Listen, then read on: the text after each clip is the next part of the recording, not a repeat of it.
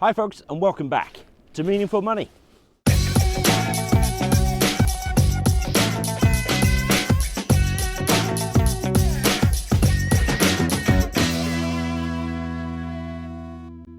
Here I am above Sennen Cove, that's the beach behind me, arguably the greatest beach in the world. I'm sure many of you will disagree, but this is home, particularly to my wife, who was raised just sort of up the top of the hill there. Beautiful day as well, so I've got to get out and, even though it's freezing, get out and make a couple of videos while I can.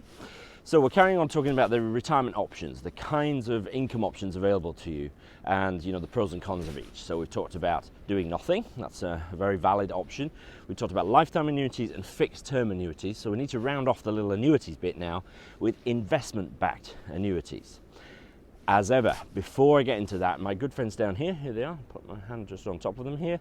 That's Seven Investment Management. They sponsor Meaningful Money, help me to keep going, and I'm extremely grateful to them for doing so. So thank you very much, chaps. So, investment-backed annuities, how do they work?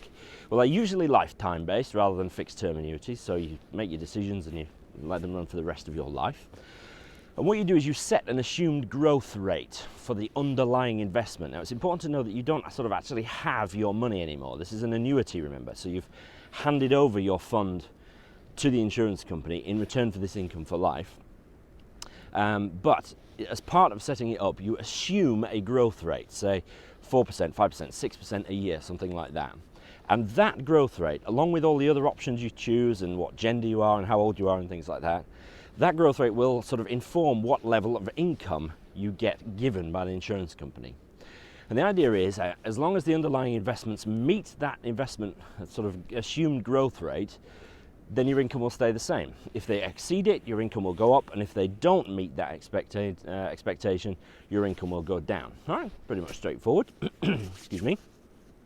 Other than that, you've got all the same options as you would have on an ordinary annuity. So, do you provide for a spouse? Do you,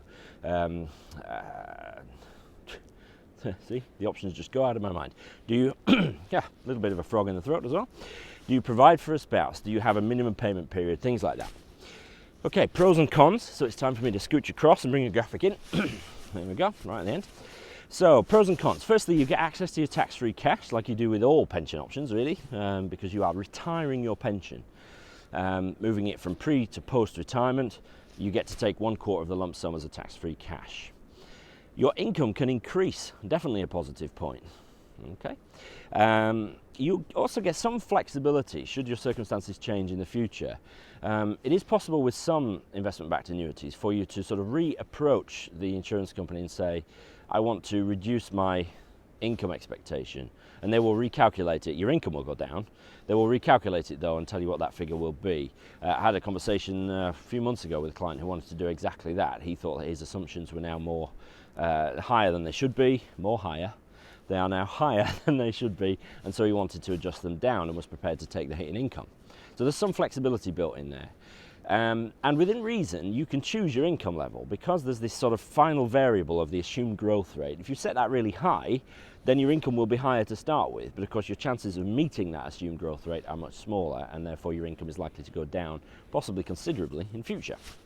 So that's pros. Now cons, the downsides of these things, it's always the two sides of the same coin. Your income can rise, of course, but your income can fall. It's dependent on the performance of the underlying investment, which is held by an insurance company. And insurance companies, well, there's lots of them, and some are great at investment and some are really bad at it.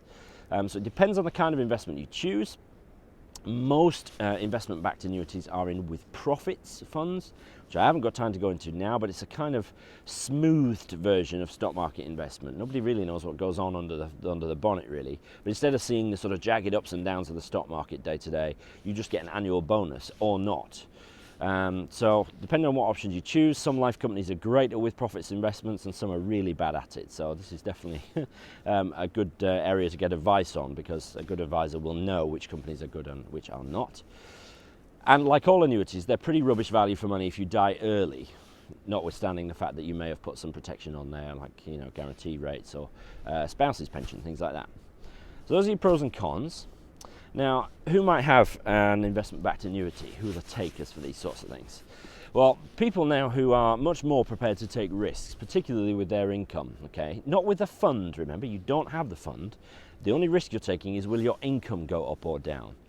And the sort of people that might be able to take that risk could be those with other provision. You know, maybe they've got a great pension with their company and this is an extra pot that they happen to have and they're prepared to take a bit of a punt with the income level on this. Maybe people who might sort of opt for this option are people who like a bit of risk, but maybe who don't have the fund size to go for full drawdown, something we're going to talk about next time. So smaller funds, but for people who are still prepared to take some risk. And maybe people with other income sources coming in the future, maybe an inheritance or something is due in the future. Never worth planning around that. It can easily not happen for various reasons, but you know, those are the sorts of people who may opt for this sort of thing. People with other income sources, people with other pensions, people with possible future sort of inheritances, but those who are prepared to take some element of risk. I'm going to come at the end of this sort of little mini-series here to some sort of case studies. You know, this is Mr. and Mrs. So-and-so and this is their circumstances. They might be the kind of people who would opt for an investment-backed annuity. So we'll come back to that in 2 or 3 videos time. And that's it, I think, for not income at all, investment-backed annuities, all right? So we're going to just look at the final option, really, which is income drawdown, or more correctly called unsecured pension, and look at that next time. So from beautiful Sen & Co, thank you for watching, and I'll see you next time.